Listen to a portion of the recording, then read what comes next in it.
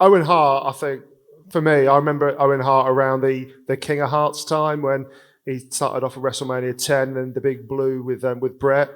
Before his untimely end, if he hadn't have passed when he had, where do you think he might be, or where do you think he might have got to, and how much do you think he might have changed the business from? Well, he would have had another title run or two, no doubt about that, because he was the best fundamental guy we had. And I think he also would have been maybe more important, a positive influence in the locker room. So he had enough respect that for guys who want to go out and do a bunch of hurricane ranas or get that below spot that we all love so much, where everybody, friend or foe, gather in one spot and they stay there long enough so they can catch the guy going over the top rope, that no one ever loses or they don't ever miss him. It's the same all the time. Oh, this is awesome. Don't say that no more. You're encouraging the kids to get in the cookie jar. So Bret would have been able to teach and lead and play it forward in a way that the business really needs right now, in my opinion.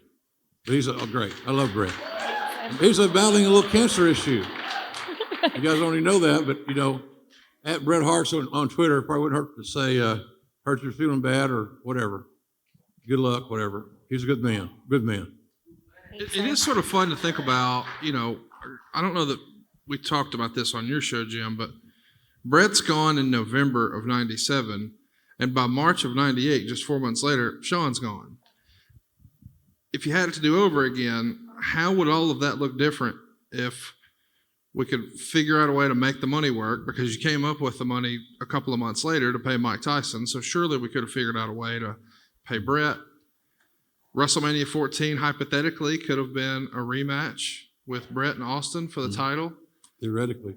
And Bret probably would have had a more sustained career because Goldberg wouldn't have kicked his head off. So, he did, y'all. I mean, I didn't make that up, and I didn't kick him either, so. Sid Justice and who? Ultimate Warrior.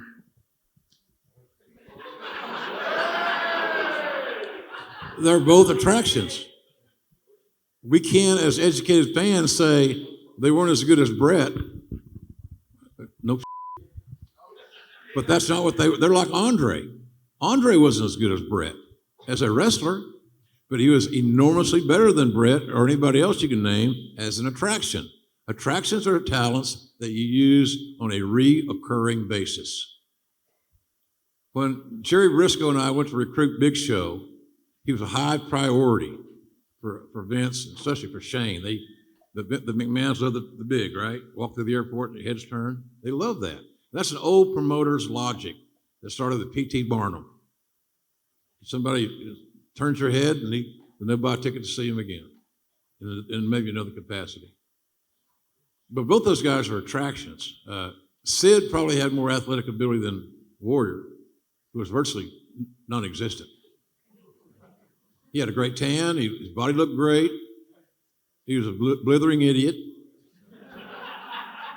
Right place, right time. Hogan passed the torch, knowing this ain't gonna be long. And he was right.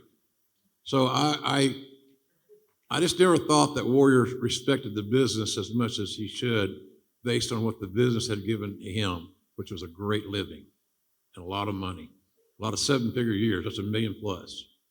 So that was always kind of rubbed me the wrong way. Plus, I'm not big on real crude language in front of women, unless they start it.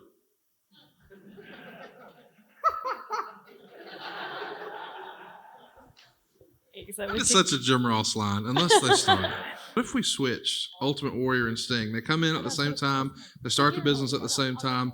What if Warrior wound up being in WCW, and somehow in a bizarro world, he's working the first Clash against Ric Flair, and somehow Sting is the guy Hogan's passing the torch to? How different does Sting's career look if he's winning WrestleMania 6 and being the guy to beat Hulk Hogan? We just did a podcast about him getting hurt. That's this week's show, right? Yeah. This week's podcast is about Sting tearing his patella, the kneecap, in Corpus Christi at a Clash. That derailed his build because it went right away with Rick knee jerk to Luger, and Luger wasn't ready. Luger was on that Ultimate Warrior line of thinking. Great body, looks wonderful, an 8x10, decent enough guy. Probably Luger had a little bit more personality than the Warrior, believe it or not. If you look, Warrior did the same thing over and over again. I mean, almost as verbatim. The shaking the ropes. The matches are short because he blew up running to the ring. You think a guy that looked like him did a lot of cardio? Really? He can't walk by a mirror and not stop. So I'm not a big Warrior fan, as you can tell. But when we had them both, the Dingo Warrior or the Warrior or whatever we call him, the Blade and Rock. He was the first Rock, I guess, in that regard, in Mid-South, because we wanted to build our own Road Warriors. So we got those two guys, and Sting was so much better athlete. Sting could dunk a basketball, could run, and he's just a better guy. And I'm sure it's offensive to some of the Warriors' family or friends. I don't mean it to be that way, but just a personal observation that Sting was just more a personable guy. And I just hope to God he doesn't try to come back and have another match. I think that'd be the silliest damn thing in the world. I'm going to just an elephant in the room here. Like we obviously you've come here today because the UK fans are probably the third biggest market in terms of WWE wrestling. Like you got America and Canada, and we had SummerSlam '92. So whenever WrestleMania gets announced, we always get a bit excited. It might come here. So my question to you is, how big is Batista's dick? That's Conrad's specialty. That ain't on my podcast. That's on some of those other guys. Well, hang on now, Jim. You signed him. I mean, didn't you check it out?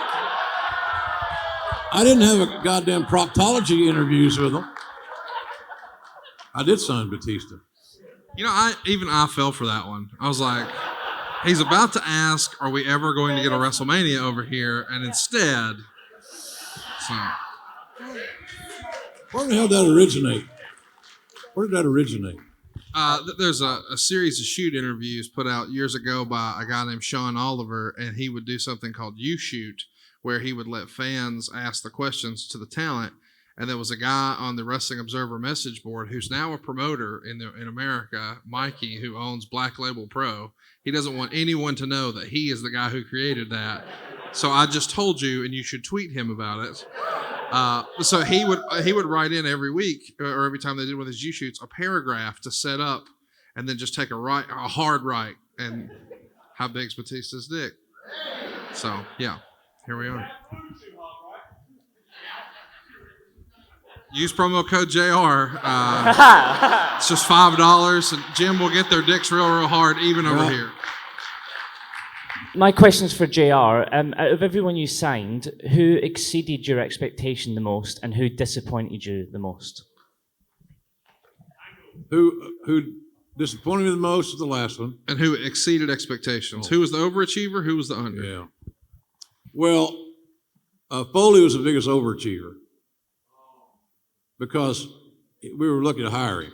I was lucky to get him hired. He did dark matches and tried out multiple times to no avail. And then he went on the road, and I got hooked up with him in Dallas from TV. Then we brought him to Atlanta, which I had a hand in doing. And so I saw his work, got to know him, and our locker room you never want to bring bad into a locker room. The old redneck saying, you don't let the dog in the chicken house, because if a dog starts liking chicken, he's going to eat your damn chickens and ain't going to want to hunt. So you don't want a dog in a chicken house. Foley was a good man. Ain't no dog in a chicken house.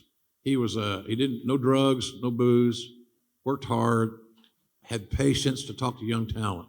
He was a good storyteller, a good mentor. Of all the books you've seen him write, all the charity things he's done, you see what I'm saying. So McMahon tells me that I'm going to let you hire him. This when I was in charge of talent, hiring talent. And he said, because I want you to know, JR, what it's like to have your heart broken when the talent comes in that you have so much belief in and they let you down, how it's going to feel. Because the longer you do this job, the more it's going to occur.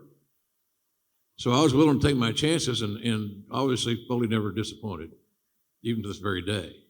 So he was the biggest overachiever. I'm trying to think, the underachiever probably would be somebody, I've been asked this question a lot, and it's the various ways to answer it.